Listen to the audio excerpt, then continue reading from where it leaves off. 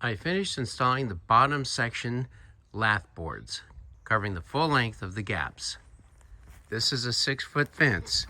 The lath boards were 4 feet. There are some wide gaps in the cedar pickets or slats of our backyard fence. And the problem is that it kind of distracts our dog and us when we see activity on the other side. So I'm going to do what the previous owner did in a majority of the fence in our backyard, and that is to cover up the gaps with some strips of wood. It's very expensive to buy cedar strips, so I decided to get these laths that come in a bundle of 50, and it's not so expensive. Now these lath boards are just 4 feet long and the fence is 6 feet. So there's a gap at the bottom. I'm not sure if I'm going to cover that up or not. More important is the upper section for now. What I'm going to do is stain them with an oil-based stainer that makes them a cedar tone, natural cedar, and at least it won't be so annoying as these laths age over time. In my collection of paints and stains, I happen to have this cedar tone stain sealer. So this will be perfect for sealing and colorizing the laths. I sealed one just to see how it's going to look on the fence. Well, it doesn't match, but it looks pretty good. I'm not going to clean the fence. It's too hard on it when it's this old. Well, if it was just plain, it wouldn't last as long. I'm going to go ahead and seal it. What do you think, Sky?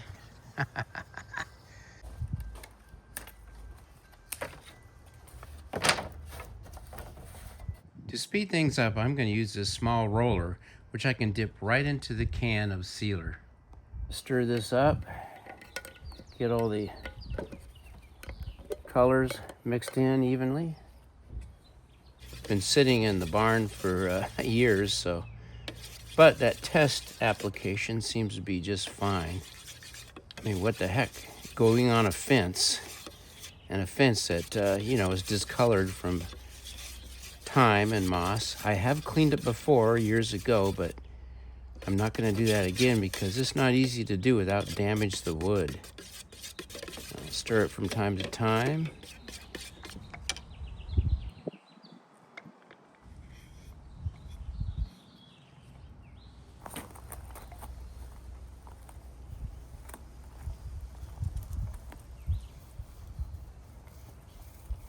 It's going to be much faster than with the brush.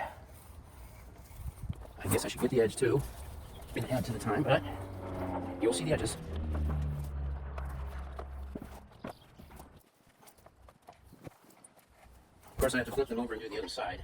I'm doing this many just because that's what fit on my sawhorses, while allowing a little table for the sealer and the tools. I'm going to need another batch of 50, maybe even a third bundle, but let's just take this one step at a time, see how it works out. And I can just keep this roller in a cellophane, a Ziploc baggie, so I can use it again as long as I don't wait too many days and it doesn't get too hot. Should be just fine. This isn't a finished job, this is just a quickie sealer job. Pretty isn't part of the objective. Longevity is more of it. Kind of like being an old person. You've given up on pretty years ago. Okay.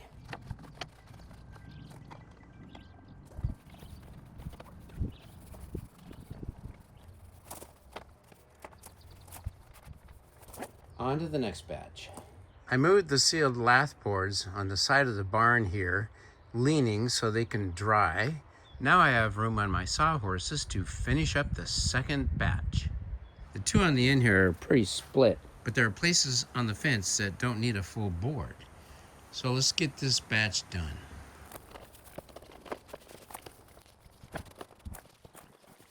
All done.